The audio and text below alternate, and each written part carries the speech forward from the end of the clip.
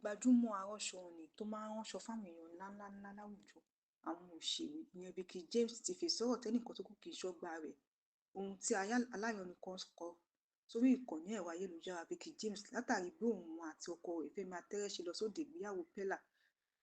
ẹni náà sọ pé ọkọ Vicky kò níṣẹ́ tiẹ̀ tó ń ṣe ni ju kó máa tẹ̀lé ìyàwó rẹ̀ bíi handbag obìnrin lọ. Vicky James tún fẹ́ni náà lé sí ọ̀rọ̀ rẹ̀ o ó ti fún aláyọ̀nù sọ náà lé sí ọ̀rọ̀ tó jẹ́ pé òun kò kì í ṣọmọ lọlé lọ mẹ́sì wá.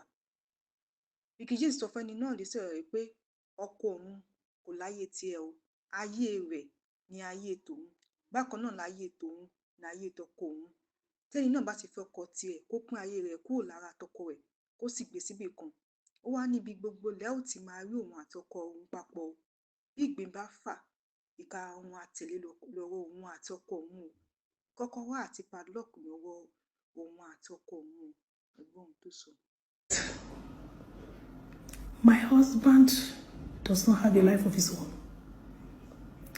His life is my life. The same way I don't have a life of my own. My life is his life. He is me, I and him. Together we are like what? Padlock and key. When you marry your own, separate him. When you marry your own, remove him from your life and keep him somewhere else. But you see this, my own? He is me and I am him.